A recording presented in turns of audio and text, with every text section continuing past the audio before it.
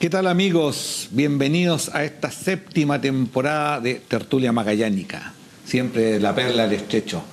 Esto que partió hace 7 años, como un juego así, juntémonos a conversar, a recordar.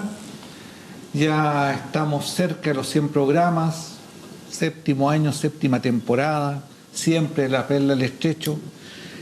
Recordar a nuestros amigos que estuvieron alguna vez compartiendo este programa, don Fernando Calcuta, Marino Muñoz, Jorge Insúa, siempre con el apoyo de nuestro colaborador y amigo Arturo Castillo, y contento de una nueva temporada, siempre por ITV, siempre de la perla del estrecho. Los sobrevivientes, dígame usted. No, es que don Mario acá, él va a ser don Mario y tú vas a ser Mario. Dice él, hace 7 años, ¿no? Hace 8. Eso partió hace 9 años acá. Correcto. Lo que pasa es que tuvimos 2 años de pandemia, donde estuvimos fuera, porque no podíamos hacer el programa con mascarilla. Así es. ¿Cierto? Perfecto. Entonces, sí, era solamente como para recordarte que hace 9 años la idea es tuya, quisiera dejar destacar eso, que él es nuestro conductor espiritual, y Esteban es nuestro productor, ¿cierto? Yo los apoyo, digamos, en bambalinas, y claro, este año hemos tenido otros productores. Bueno, digamos que Mario Derpich sigue siendo el desordenado de siempre, ¿no es cierto? El rompiendo filas. Porque director de la barra brava del barrio, porque correspondía hacer las presentaciones a Mario. Me interrumpieron y ¿no es cierto? La gente no sabe quién habló. Mario Derpich, representante del barrio. En todo caso, los 9 años se notan en ti. Pero bien hecho. Partiste hecho un joven con una frondosa cabellera y después de 9 años es lo que va a quedar. Por favor, te pediría que presentes. Pero qué mejor que partir esta nueva temporada con un honor, porque es un honor tener al hijo ilustre de Magallanes 2022.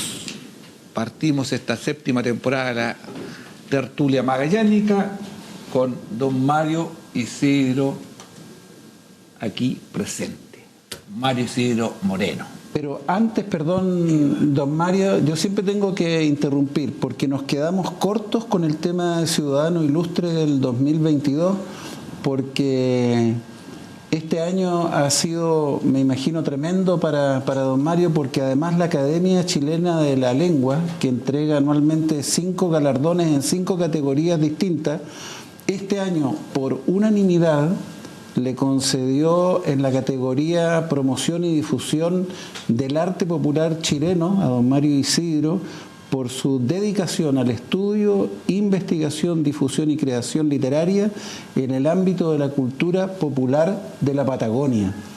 Entonces, independiente de la primera nominación que decías, Mario, esta otra creo que es sumamente importante y habla de la valía de don Mario. Es un gusto tenerlo en este programa y poder compartir con todo Magallanes con ustedes.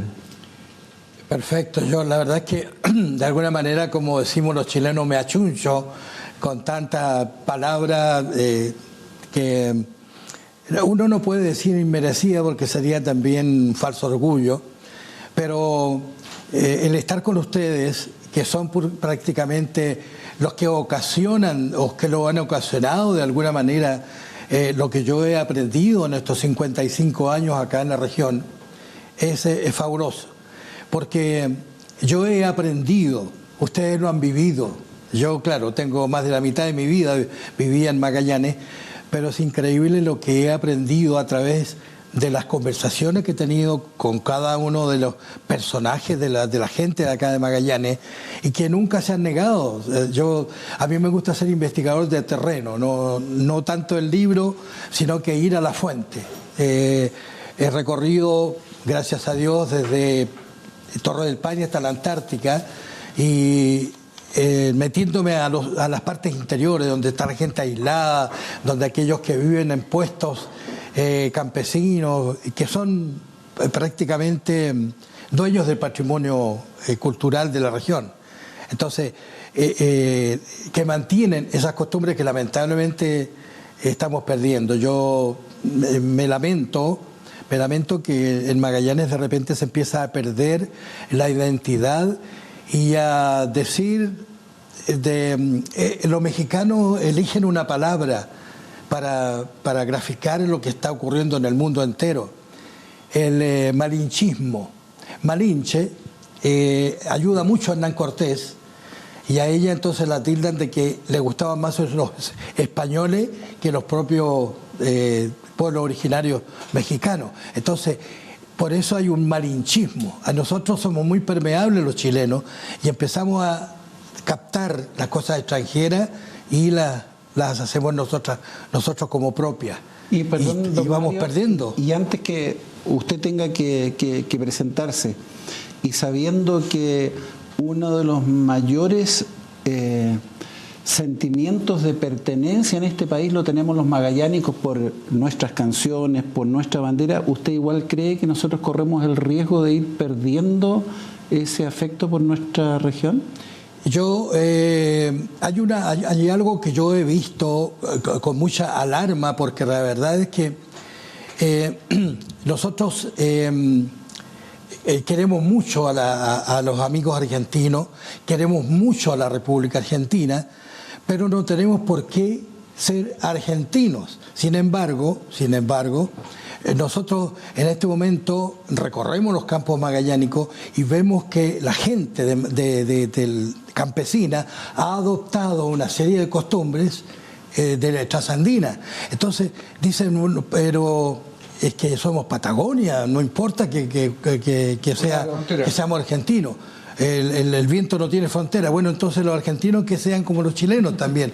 Y ellos tienen más razón, porque resulta que desde Comodoro hasta el sur, hacia el sur, está poblado más por chilenos que por argentinos. Yo recuerdo, yo trabajé mucho con una tahuelche en Río Gallego que se llama La Jono, y ella estaba casada con un chileno. Y yo le decía, qué raro usted casada con chilenos. ¿Acaso los chilenos son mejores maridos? ¿Son más bonitos los chilenos? ¿Y cómo no se casó con un argentino? No, es que en el campo hay más chilenos. Es lo que había. Es lo que había. Pero en ese sentido, don Mario, primero, bueno, un gusto de tenerlo con nosotros. Esta nueva palabra que acaba de ingresar a nuestro vocablo, que se llama malinchismo. De Malinche, la maldición de Malinche. ¿De dónde viene el malinchismo? De México. De México. ¿Cierto? Sí. Okay. Y significa que uno adopta costumbres foráneas sobre las costumbres personales o propias del lugar. Claro. Entonces yo quería comentarle a usted que acá nosotros en la zona siempre hemos sufrido de malinchismo. ¿Respecto de quién? Del territorio argentino. ¿Y por qué? Porque desde siempre a los chilenos nos gustó ir a trabajar a Argentina, ¿cierto? Cuando estaba todo lo que era la fiebre del carbón, Río Turbio, ¿cierto? ¿Qué chileno de sobre 50 años no trabajó en Mina 1? ¿Quién no trabajó en 28 de noviembre? En fin. Entonces, esta costumbre, yo creo que, bueno, en algún minuto nuestro poeta magallánico José Grimaldi, ¿cierto? En sus versos lo dice. Sí. No es el gaucho de la pampa, no es el cowboy de la pradera, sí. No es el guaso, no es el charro, es el ovejero de mi tierra. Es el símbolo viviente del empuje y la paciencia frente al alto que lo curte y el silencio que lo aprieta. ¿Sí? En el colegio.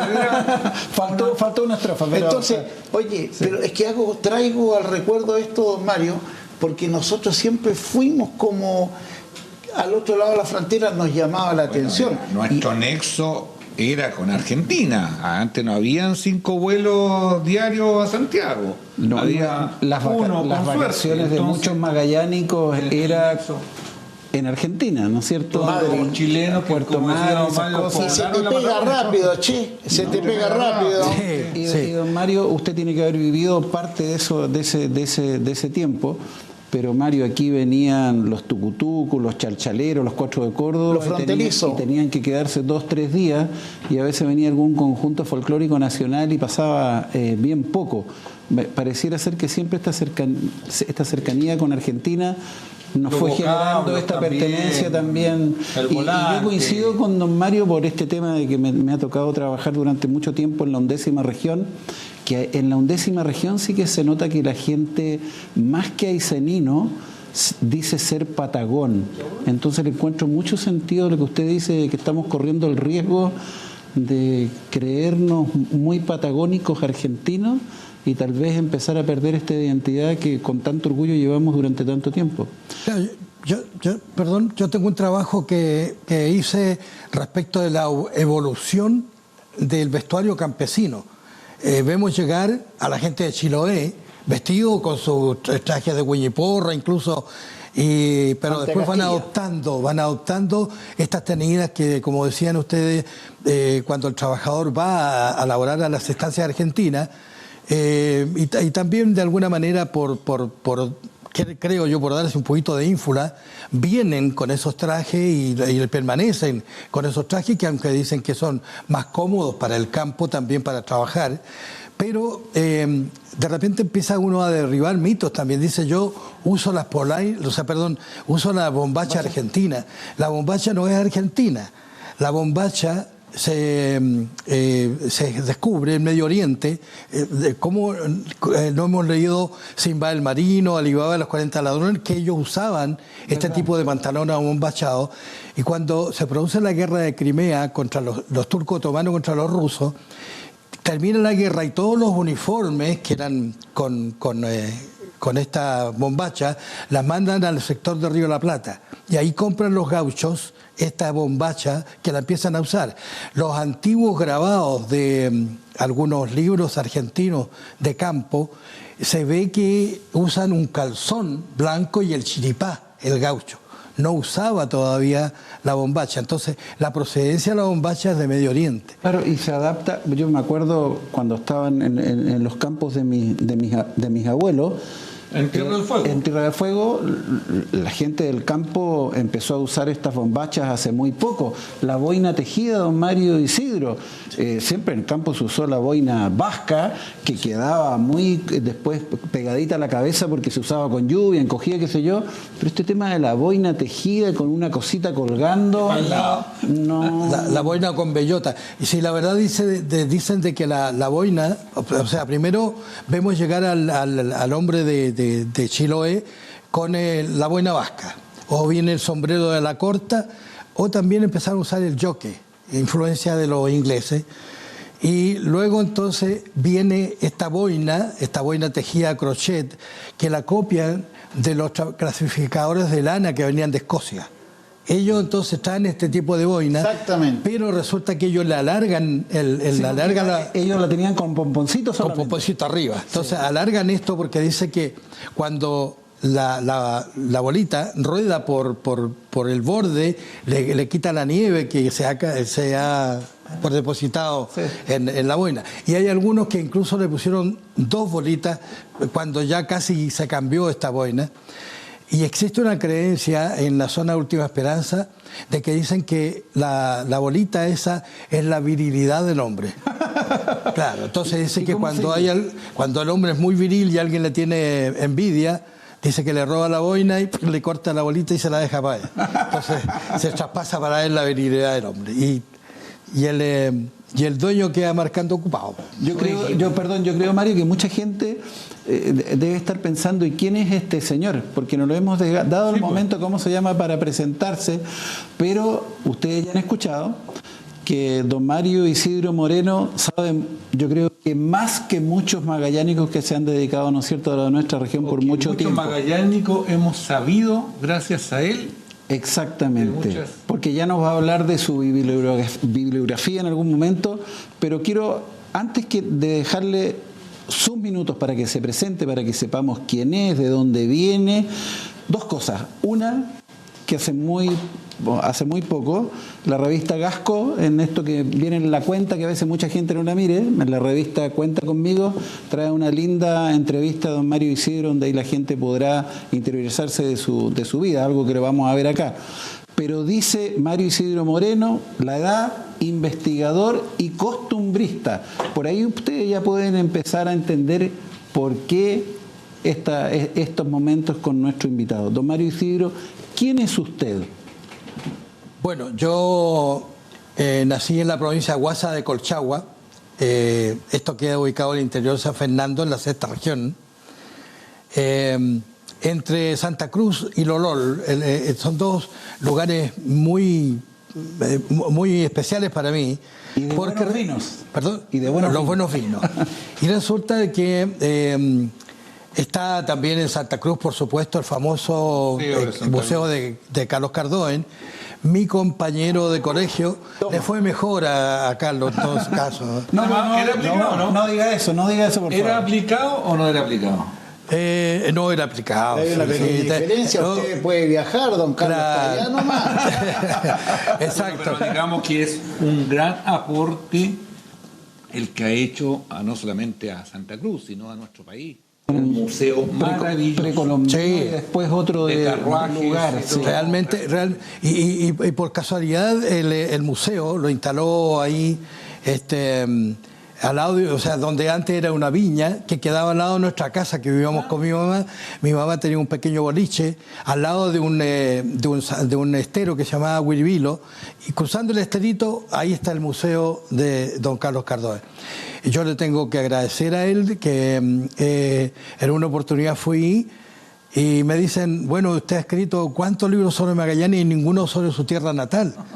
Yo le digo, el próximo va a ser lo voy a hacer. Voy a recopilar las leyendas que yo escuchaba cuando niño, que me contaba mi mamá para que me quedara dormido, y eso entonces lo vamos a hacer. Me dice, mándame los borradores. Le mandé los borradores y me dice, ya, upa. Y en la prensa austral, acá, hicimos ese libro, y me dice, bueno, ahora hay que hacerle el lanzamiento, hagámoslo en el museo. Pero no faltó nadie, porque claro, con las relaciones que tiene, autoridades hasta de Santiago. El único problema es que cuando se hizo el lanzamiento, hablé yo, después habló él y dijo, bueno, y ahora los voy a dejar con el autor, porque él, si quieren ustedes hacerle alguna pregunta o si quieren que les les haga dedicatoria en el libro que yo estoy vendiendo, pueden hablar con él. No vi nada del cóctel, no vi un trago de vino, porque me rodeó la gente y yo voy a pasar la bandeja, yo voy a pasar los vinos. Claro, porque la mitad de la edición quedó para él, por supuesto, porque él hizo la inversión, y la otra la distribuí yo. Pero de todas maneras fue algo muy, muy espectacular. Al final, unas señoras que yo había traído del campo, que eran mis informantes para algunas de las leyendas, me invitaron a comerme un parcito de huevo frito en su casa, y con eso, por lo menos... Nace en Colchagua. Y nazco en Colchagua, en una localidad que se llama La Alajuela, que es muy famosa por las chupallas, la cosa de los sombreros de teatina o de paja de trigo. Y de ahí mi madre adoptiva, porque tuve madre adoptiva, adopta... 7 hermanos adoptivos.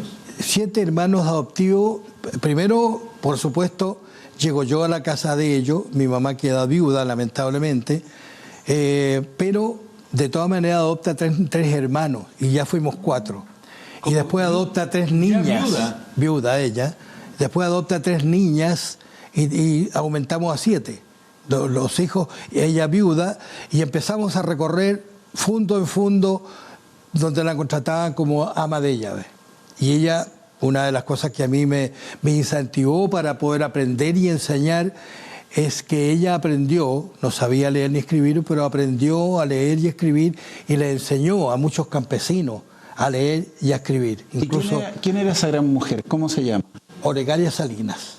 Olegaria Salinas. Yo la verdad es que ella era casada con un primo, Manuel Salinas, mi padre adoptivo, Y cuando me inscribieron en el colegio, me inscribieron como Manuel Salinas Salinas, por los dos apellidos de ellos, sin siquiera legitimarme. De tal manera que yo todos mis estudios primarios los estudié como Manuel Salinas Salinas. Cuando ya después me traslado a Santiago, me piden el certificado de nacimiento y me dicen, no, pues usted no se llama así. Ahí me empecé a cambiar el nombre. El hecho de que Mario Isidro Moreno. Mario Isidro Moreno. El hecho de que cuando en esto de trabajo de fondos de un lugar a otro, llegamos finalmente al fondo de los de Ramón, del fondo ¿De Raúl de Ramón? de Raúl de Ramón, del papá de Raúl de Ramón. Wow. Claro, Raúl de Ramón tenía un hermano que era médico y él en su cochecito me trasladaba a la escuela todas las mañanas. Y el padre de Raúl de Ramón, que era médico, me atendió incluso en una oportunidad que estuve muy enfermo. Y yo veía pasar a Raúl de Ramón todas las mañanas silbando alguna canción, seguramente con ese clásico bonete que él usaba. Y después, bueno, el gran folclorista se casa con María Eugenia Silva. Lo visité posteriormente en Santiago. Y tuve que pedirle a los hijos, cuando ellos fallecieron, tuve que pedirle la autorización para ocupar unos grabados que él tenía en uno de sus libros, para yo ocuparlo para este libro que hice sobre las leyendas colchagüenas con Carlos Cardoen. Así es que de ahí ya me vengo a Santiago desde Chomedahue, del fondo de los de Ramón, a estudiar a Santiago y ahí ya permanezco... ¿Qué edad tenía usted? 12 años. 12 años tenía cuando ya me voy a Santiago. ¿A Santiago solo? No, con la familia. Nos venimos todos. Y ahí se empieza a desgranar el choclo y al final yo, el primero que llegué donde mi madre y el último que me separo de ella cuando entro a la escuela de carabineros, yo la verdad es que, con todo el respeto que me merece la institución, yo estaba postulando para ingresar al Banco de Chile. Y no había contrataciones, Hago el servicio en la Fuerza Aérea, quería quedarme, tampoco hay contrataciones. Y alguien me sugiere, una tía me sugiere, entra a Carabineros. No, le digo yo, no, los Carabineros no los puedo ver ni en pintura. Y resulta que me castigó la suerte, porque, o sea, me favoreció después, por supuesto, porque ingresé a la Escuela de Carabineros, fui a dar examen y me destinaron a la Guardia de Palacio. ¿Al tiro? Al tiro. ¿Años 50? Año 59. Año 59. Don Jorge Alessandro Rodríguez. Jorge Alessandro Rodríguez estaba en la Guardia Palacio. Montones de anécdotas dentro de la Guardia, porque habían sectores, cuando uno era nuevo en la Guardia, tenía que tener una pareja, porque siempre las parejas... Las parejas que están afuera, ¿sí? Y las parejas que están afuera en las puertas principales, tienen que ser muy parecidos en contextura, incluso en físico, qué sé yo, en porte. Y a mí me eligieron a un compañero que me empezó a adiestrar para que yo empezara a conocer los ministros, empezara a conocer a quienes había que rendirle honores cuando ingresaban. ¿Con quién no se cuadra? ¿Con quién no se cuadra? El único problema de que nos faltan para tomarle el pelo, que cuando venía alguna autoridad, el anuncio era hacer sonar el espuelín. Y eso uno tenía atento porque algo venía, claro. Entonces venía un señor, qué sé yo, de traje, con un James Bond, qué sé yo, caminando, y mi compañero hacía sonar el espuelín. Yo me preparaba para hacer el manejo de la carabina con el presente, y de repente él levantaba la carabina y eso tiene que ser al unísono, o sea, muy parejo. Y yo quedaba con el presente y él se ponía en la carabina, el hombre se ponía a pasear. Porque no era nadie. Me hacía rendir honores claro. A una estafeta. Y lo otro de que había que tener mucho cuidado con el presidente cuando él iba desde la calle Phillips, donde vivía, a pie, caminando, no permitía que nadie lo siguiera ni nada. A lo mejor de lejos venía alguien, pero cuando desembocaba ahí a Phillips, o sea, Morandé 80, uno tenía que estar en la puerta y hacer 3 trimbazos para anunciar que venía el presidente, para que todos estuvieran atentos. Y no permitir que salieran sus 2 perros que tenía ahí en la casa de Morandé 80. tenía 2 perros regalones, y los perros cuando olían que venía el presidente, se volvían locos y uno tenía que sujetar a los perros. Si le salen los perros a la calle, de baja, claro. Nomás vamos a parar un minutito porque tenemos que ir a unos comerciales, pero volvemos porque vamos con mucha entretención, estamos muy entretenidos, así que volvemos, vamos a una cápsula, vamos a un corte comercial y volvemos.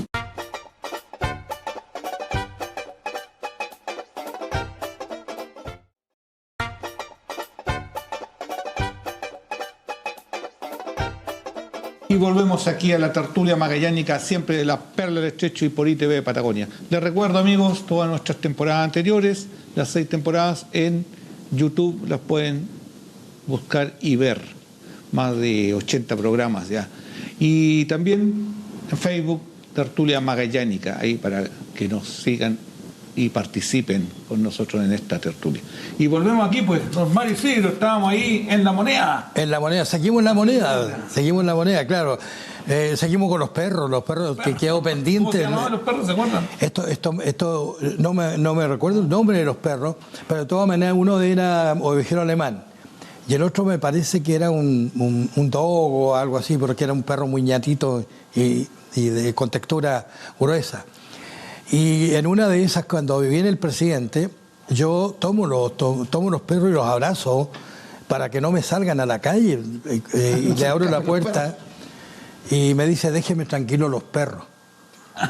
Y yo le digo, el presidente de la República. El presidente me dice, déjeme tranquilo los perros. Yo le digo, pero si los dejo tranquilos se me van a la calle y usted me da de baja. Claro. No me contestó nada y se fue con sus perros hacia el interior. La verdad es que muchas anécdotas dentro de esta moneda. Hay algunos pormenores que uno tiene que contar y que la gente no sabe. Por ejemplo, nosotros usábamos unas polainas muy brillantes, muy bonitas, que a veces causaban la admiración de los niños, que pasaban y con las uñas nos rajuñaban las polainas y había que estar después todo el descanso puliéndolas nuevamente para que quedaran igual. Y un día va a verme mi madre y resulta que me hablaba y yo no podía contestarle, porque el vigilante no puede hablar con nadie. Y mi mamá de él hablarme. Estoy orgulloso, le digo. Yo gritando, cabo guardia, para que viniera el cabo guardia y le explicara que no podía yo conversar con ella. Luego había ciertos puntos en el interior de La Moneda que había que cubrir, las 24 horas, por supuesto, y lo más temido eran las guardias nocturnas en el sector del Ministerio de Relaciones Exteriores, que es el ala de La Moneda que da hacia la Alameda. Y resulta ¿Vivían que... ahí? ¿Perdón? ¿Vivían ahí ustedes? ¿Dormían ahí? Sí, dormíamos ahí. El único problema de dormir ahí era que en el día teníamos que ir a pasarle el chancho a una cancha de básquetbol que había, que era con... ¿Dentro de La Moneda? Dentro de La Moneda, no se llamaban azulejos de madera, ¿cómo se llaman? Parqué. El parqué. Y en la casa del presidente también entonces nosotros ahí pelábamos el ajo pasando el chancho para poder que estuviéramos... ¿Chancho eléctrico o era ese? No, en ese tiempo no, era así nomás. Claro. Y pasando la virutilla igual con el pie. Mira, la Guardia de Palacio hacía todo. Y de ahí... Sí, la Guardia de Palacio hacía todo. ¿Y de ahí cómo llega a Punta Arenas como carabinero? Oye, antes que vayamos a eso, en esta 7ª temporada saludamos a nuestro presidente, un magallánico, así que de la tertulia magallánica nos saludamos a ese magallánico que está allá dirigiendo el país. Y que sepa que nosotros también seguimos. También pues. y termino brevemente lo del Ministerio de Relaciones Exteriores, porque la verdad es que los antiguos carabineros que estaban en la guardia decían, lo único que tienes que tener cuidado en la noche cuando hagas guardia en el sector, que no se te aparezca el cura sin cabeza. El cura y con eso, el cura sin cabeza. Y con eso nosotros ya estábamos con los ojos así, como huevos fritos, porque la verdad es que el susto que teníamos era tremendo. Que no se nos... el cura sin cabeza. Claro. ¿Cuánto tiempo en La Moneda? 1 año 10 meses. Después del año 10 meses hubo una posibilidad de que yo me cambiara de escalafón dio examen para secretaría y me cambié, entonces ahí ya fui escribiente civil. Y estando en la dirección de la Escuela de Carabineros con el general coronel en ese tiempo, José María Sepúlveda Galindo, con él me consigo un traslado a Punta Arenas. ¿Y él llega posteriormente a Punta Arenas? Llega posteriormente a Punta Arenas. ¿Y por qué a Punta Arenas? Eso. Porque resulta que yo le digo, yo quiero salir de la escuela, ya estoy 8 años acá y quiero salir a ver cómo es trabajar en comisaría, afuera. Y me dice, bueno, voy a ver qué vacantes hay y te digo. Y consiguió en la dirección general, había 2 vacantes, una en Pozo Almonte y otra en Punta Arenas. Menos mal que elegí Punta Arenas, porque Pozo Almonte en ese tiempo tenía 4 casas y los carabineros para conversar con alguien tenían que bajar la barrera para que pararan los autos y ahí conversar con alguna persona. Por suerte todavía no estaba la comisaría Puerto Toro. No, de acá. Sí, no. Sí. Bueno, la cosa es que me trasladan a Punta Arenas, me va a buscar, me vine en un avión de la Fuerza Aérea, me va a buscar un capitán Espinosa al aeropuerto, y cuando veníamos por ahí cerca, entrando casi a Río Seco, al sector de Río Seco, hay un galpón que todavía hoy día cuando fui al aeropuerto lo vas a mirar, que estaba pintado con los colores institucionales, era blanco y verde. No sé por qué el dueño le gustó pintarlo de esa manera. Un poco más allá del criadero de zorros que había. Y bueno, y la cosa que me dice el capitán, me dice, bueno, estamos llegando, me dice, esa es la prefectura. Y cuando yo veo este galpón, dije yo, que están atrasados. Y me dice, es Punta Arenas, me muestra Río Seco. Yo le digo, bueno, ya crecerá la ciudad, pero seguimos y en una curva el camino aparece. ¿Qué año fue esto, Mario? En 1967. En el 67. Era un 8 de septiembre. En ese tiempo ya estaba acabando el invierno, había poco frío, poca lluvia. Y empiezo a experimentar todo lo que significa el hecho de poderse calefaccionar con leña, cocinar con leña, no había gas en ese tiempo. Y empezamos nosotros a tener, ¿cuánto se llama? Pensión, llamémoslo así, en el casino de la primera comisaría. ¿De la primera estamos hablando de Waldo Seguel? De Waldo Seguel. ¿Ahí llega destinado? No, llego destinado a la 4ª comisaría, que en ese tiempo estaba al ingreso del muelle fiscal, donde ahora está Arturo Prat. El muelle fiscal Arturo Prat. Hoy día. Sí, un local de souvenir. Donde está el local de souvenir. Ahí está la 4ª comisaría y bueno. El comisario vivía en el 2.º piso. Y después se cambia a la casa del lado ahí. Claro, la verdad es que fue una experiencia maravillosa porque un servicio totalmente diferente al que yo tenía en la escuela. Acá se veía mucho el asunto de esos tipos contrabando en ese tiempo, de esos contrabandos hormiga, que la gente trataba de pasar cosas, qué sé yo, hacia los barcos. Entonces, en una oportunidad, por ejemplo, un marino iba pasando hacia el interior del muelle y el mayor Valenzuela, justamente, Juan Guillermo Valenzuela. Pillo Valenzuela, Pillo también es. Ahora le puede decir Pillo. Ahora que está fuera de la institución le puede decir Pillo. Le puedo decir Pillo, por supuesto. No, con un lindo recuerdo de ese jefe. Y dice, llámenme Marino para acá. Si lo van a buscar y entra a una oficina, le dice, ¿usted va a su barco? Sí, voy a mi barco. ¿Y cuándo cambiaron el uniforme ustedes? No hemos cambiado nunca el uniforme. Vale, si esos flecos que le salgan de acá. Era un gobelino que llevaba un gobelino. Entonces esa es la forma que tenían ellos de entrar, o sea, la gente prácticamente, de entrar algunos contrabandos hacia del Puerto Libre de ese tiempo. Pero es muy bonito porque ahí empiezo a conocer el campo. Pero antes que nos vayamos al campo, don Mario, parte de su bibliografía son mitos, leyendas y muchas historias. Y si bien es cierto, nosotros no tenemos reuniones de pauta, hemos escuchado una anécdota muy buena de la 4ª comisaría de Carabineros un poquitito antes de partir el programa. Así es que si la puede hacer corta. Sí, y nos cuente aquello. Don Juan Guillermo Valenzuela Orellana, amigo de Mario, era muy relacionador público y a mí me ocupaba justamente para hacer estas relaciones públicas en el contacto con aduana, con ¿cuánto se llama? Con la administración del puerto y con las empresas que trabajaban. En esos años había un gran movimiento portuario. Mucho. Y le gustaba entonces hacer relaciones públicas y para eso buscamos a un señor Parada del barrio yugoslavo que hacía unos curantos muy ricos. Y siempre él lo llamábamos y hacía su curanto, invitaba a toda la gente, compartíamos. Y en una ocasión, que uno de esos curantos me manda a mí a buscar ahí a Yugoslavia abajo, a Croacia abajo, donde estaban los camelios. La pesquera de camelios. Claro, me manda a buscar cholgas. Y me presentan al administrador, don Walter Rauf. Me lo presentan y le digo yo, mire, vengo de la 4ª comisaría, le expliqué el asunto, me dice, sí, le podemos dar un saco de cholga, pero tiene que llevárselo ahora. Yo le digo, no, pero es que esto es el sábado, le digo, estamos a martes.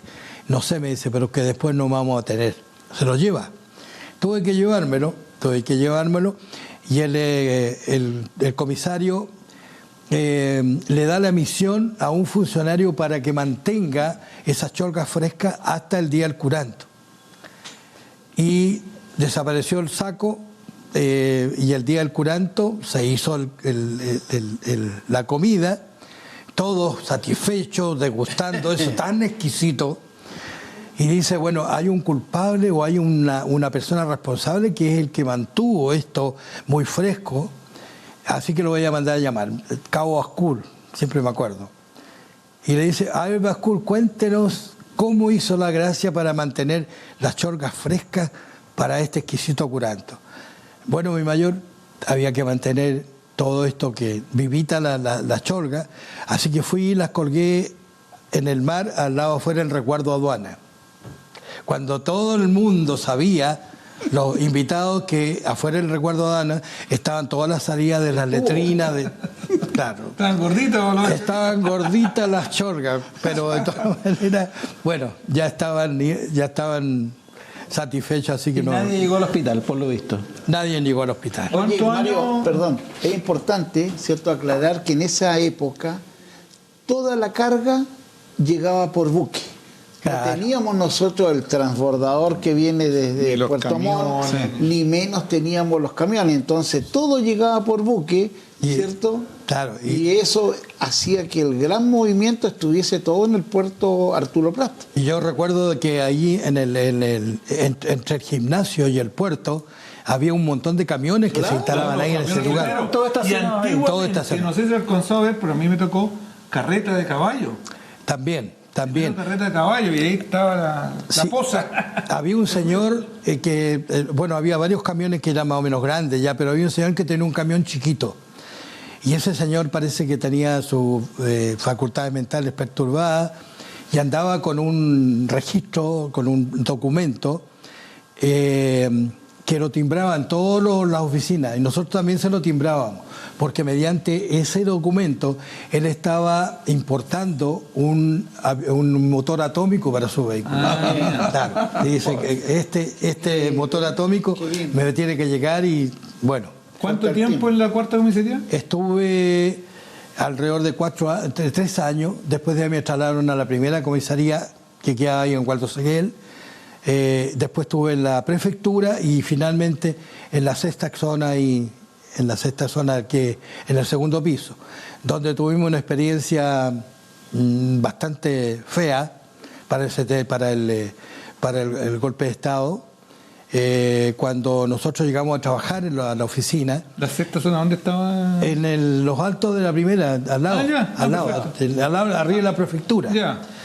Y encendemos la radio y empiezan a dar la noticia de que había esta situación producida en Santiago, qué sé yo, y acá también empezó a revolverse la cosa y nosotros dijimos, bueno, que esperemos qué nos va a pasar, qué es lo que va a pasar, a lo mejor los civiles nos van a atacar, qué sé yo, no sé, pero nosotros vamos a seguir trabajando igual.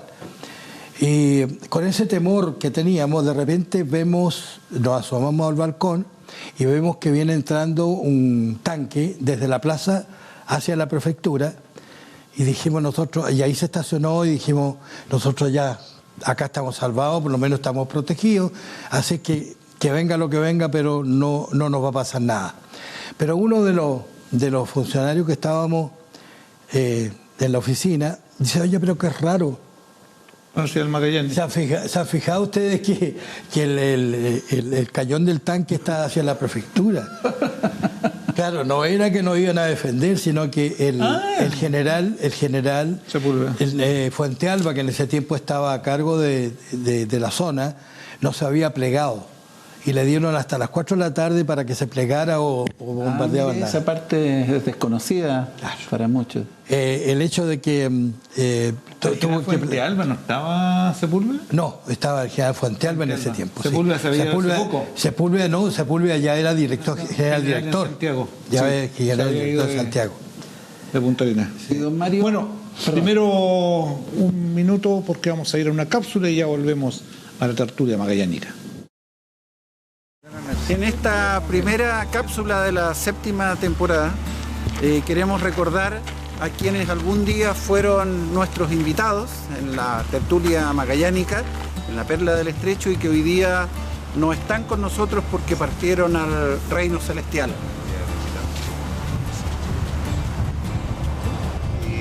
Quiero recordar a mi estimado y querido amigo Rodolfo Talo Mancilla, y también a mi amiga, se nos fue la Pepa Andrade, tan querida por todos los magallánicos y magallánicas.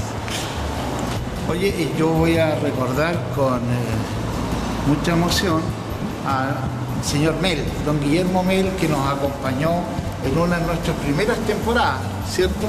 Y también a la señora Mercedes Fernández, también conocida como la señora Tita, que la mamá de nuestro amigo Jorge Insúa, que nos acompañó en varias temporadas. Así que, oye, un recuerdo muy cariñoso para la señora Tita y para la familia de Jorge en general. Finalmente, un recuerdo emocionado de Silvia Arambur, una de las propietarias del kiosco Roca, que estuvo con nosotros también en el programa, y a don Berisla Bristilo, que nos atendió, nos acogió en Puerto Porvenir. Que todos ellos descansen en paz.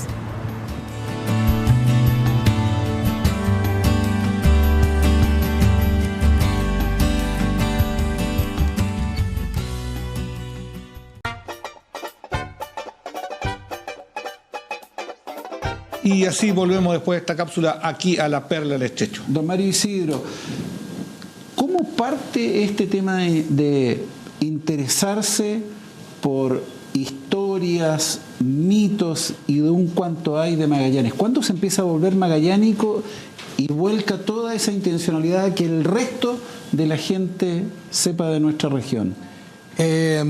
Justamente volvemos a lo mismo del gran comisario que tuve, que don Juan Guillermo Valenzuela Orellana, que él me llevaba a todas las visitas de inspección que se realizaban especialmente a los destacamentos fronterizos.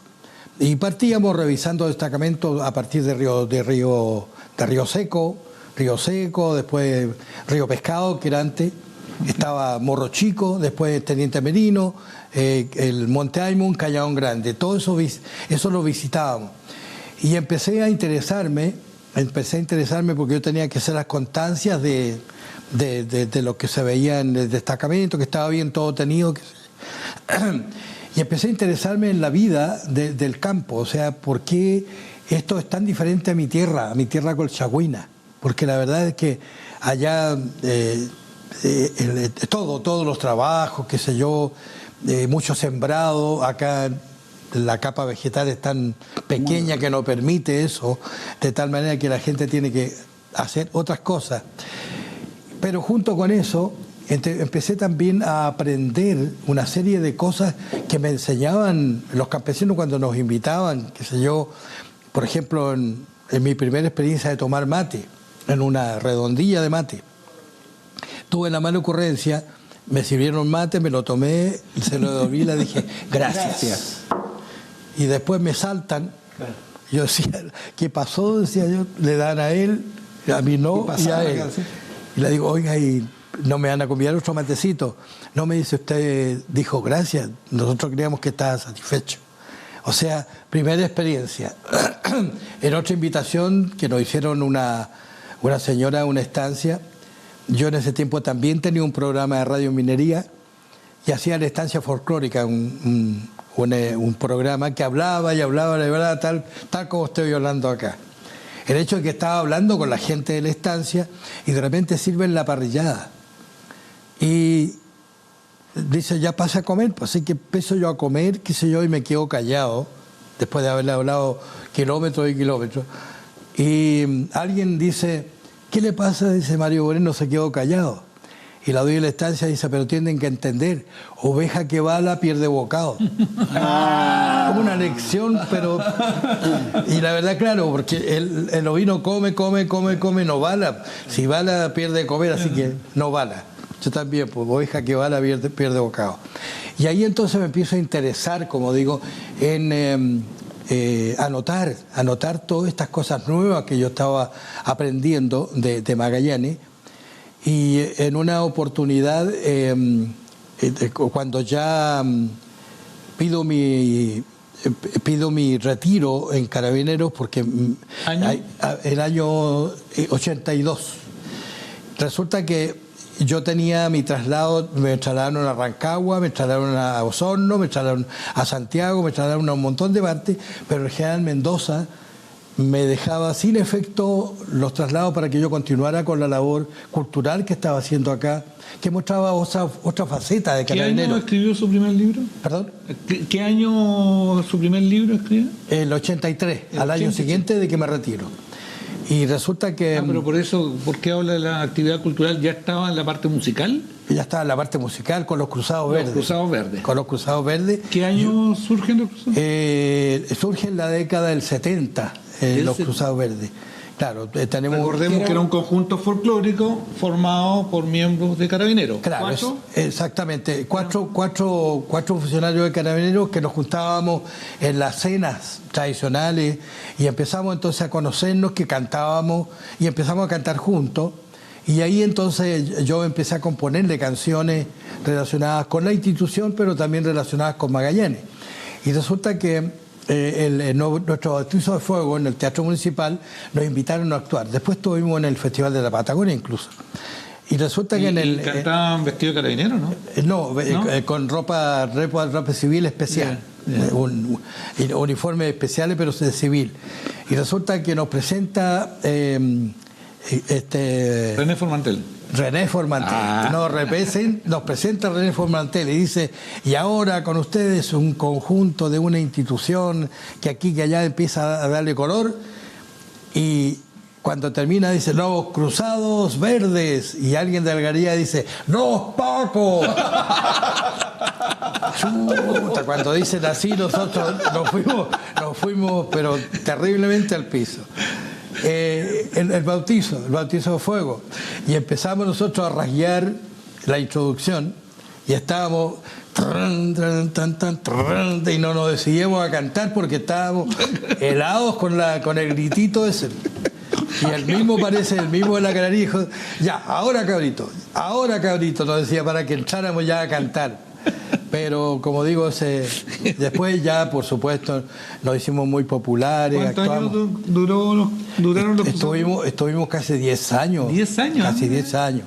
Por ahí ¿Los otros integrantes? Germán Fabio falleció. Fabio, que tenía un programa locutor de radio. Locutor de radio, estuvo en televisión igual. Gabriel Robles, que también falleció hace poco, él era conductor de Radio Patrulla. Luis Fernandoa, que era escribiente también, y que falleció. Y quedamos dos de los 5. Luis Vega Martínez, que vive en la 8ª región, y yo. Y la última actuación que tuvimos nosotros, nos reunieron y nos llevaron a Santiago cuando se despidió al general que está en la zona de Puerto Montt, que fue general director. ¿Que fue senador? ¿Estangue? Estangue. cuando despidieron al general Estangue, nos llevaron a nosotros a actuar ahí. Y Luis Vega Martínez, que ahora está en la 8ª región, era un chico, o sea, un carabinero muy callado, qué sé yo, y yo presentaba todo lo que íbamos a hacer. Y él me dice, déjame hablar a mí. Justo iba a perder el mate de nuevo. Claro, déjame hablar a mí. Ya le digo yo, entonces dice, bueno, señores generales, yo lo único que tengo que decir de que yo tengo un récord de Guinness. Y yo empecé a mirarlo y dije, ¿por qué saca esa? Dice, sí, porque yo he sido el único cabo de Carabineros de Chile que llegué a coronel. Claro, y al final le dije yo, no, perdón, es que él vive en Coronel. ¡Qué bueno! Claro, muy buena, no sé de dónde se le ocurrió eso. Pero claro, el único cabo que llegó a Coronel. Don Mario Isidro, ¿y cuál es su primer libro? ¿De qué versó ese libro? Justamente este libro, como decía, con toda esta investigación que tenía de las costumbres y tradiciones de Magallanes, hice el primer libro que se llamó Raíces Magallánicas, basado en el libro de Oreste Plat, Folclor Chileno. Más o menos le copié los capítulos de lo que hablaba en cada capítulo y eso lo puse, pero en el aspecto regional. Y ese libro, la verdad es que se lo mostré primero a Oreste Plat. Estuvo Oreste Plat, nos reunimos en el hotel ¿cuánto se llama? De la plaza Cabo de Horno, y él me dice, lo leí anoche porque se lo dejé los apuntes, me dice, hágalo, está muy bueno. Y después se lo llevé a Osvaldo Beckman, también lo leyó y me dice, no, me dice, esto lo tienes que hacer. Yo le digo, ¿cuántos libros voy a hacer? Voy a preguntarle, digo, ¿cuántos libros puedo hacer? Fui a la imprenta, me dice, le digo, yo quiero hacer 500 libros. Me dice, ¿sabe qué? Osvaldo Beckman me dice, a 700, porque te van a faltar. Fui de nuevo a la imprenta y me dice, no, en vez de 700, haga 1000, porque le sale más barato, más económico. Le hice caso, 3 meses me duraron los libros y se agotó el libro. Corríjame, perdón, ¿el premio que recibió de la Academia Chilena de la Lengua se lleva el nombre de Oreste Plat? De Oreste Plat. De Oreste Plat, un gran investigador chileno. Perdón, Mario, de todos los libros que ha escrito, que son como 20, ¿cuál es el que más le satisface? Son 30. 30 libros. 4 libros en México últimamente que suman los 30 libros. Yo tengo 4 libros acá, lo que todo magallánico debe saber. Anónimos populares, que es muy entretenido. Anónimos y populares, personajes. Anónimos y populares porque hay personajes que son anónimos y que sin embargo están en el consciente colectivo de mucha gente. Encontré genial el Toponimia del sur del mundo, donde se aclaran mucho, no sé por qué la discordia nuestra se llama La Discordia. Y muy cortito, en 3 líneas, paraje que debe su nombre a un cerro bautizado así por las desavenencias que tuvieron los propietarios de un establecimiento ganadero del lugar. Punta Prat es con 2 T. No es con una sola. Ojo bueno, este lugar donde funcionaba un antiguo predio ganadero fue llamado así por el acierto que habían tenido los colonos en elegir este sector para criar animales. Súper interesante. Y lo último, para que usted me cuente de su libro, me llamó la atención que en protagonistas de la historia de Magallanes, Mario Arturo Derpich Díaz, él ¿me puede explicar por qué está en este libro un Derpich? Claro, fundamentalmente Mario Arturo. Claro, resulta que yo escribía para el ¿cuánto se llama? El suplemento del diario El Magallanes. Durante mucho tiempo. Y empecé con varias temáticas a colaborar con este suplemento y de repente me di cuenta de que había gente con muy buenas historias, gente antigua con muy buenas historias, pero que no solamente eran ellos los que tenían sus historias, sino que también sus antepasados. Y dentro de las elecciones de estos más de 100 personajes, porque la verdad es que lo hice con algo de 110 personajes, pero me quedaron afuera varios más.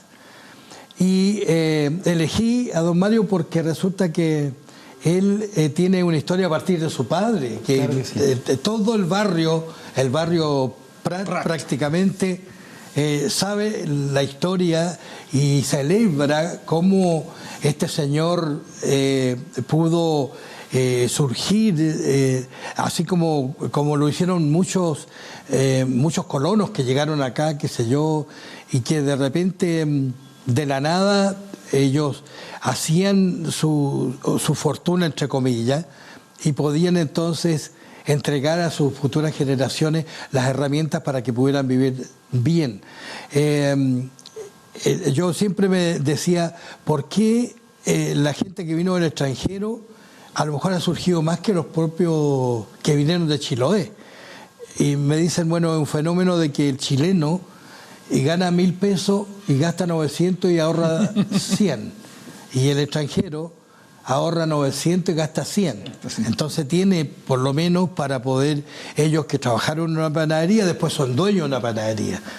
Que trabajaban en una carnicería, después son dueños de una carnicería. No, y eso lo sabemos por los derpis, porque Mario está debiendo un asado hace harto tiempo, seguramente está ahorrando. Mario, a ti te toca cerrar, pero déjame agradecerle a don Isidro que haya aceptado la invitación, agradecerle que se haya quedado en la región y que con su trabajo, su bibliografía, rescate todo lo que nosotros pretendemos con el local de la Perla del Estrecho y con este programa que precisamente busca que los magallánicos sepan más de su región. Muchas gracias por aquello, don Mario. Perfecto. Yo lo último que tengo que decir es que realmente yo tengo mi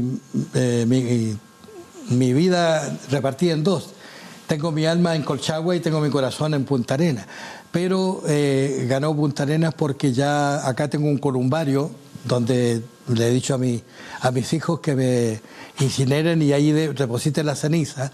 El problema es que en el columbario, que queda a la derecha entrando al cementerio, hay varios personajes ahí, y al lado mío incluso hay un antiguo político, y yo iba a visitar el columbario hasta que me di cuenta que la única nicho vacío es el mío.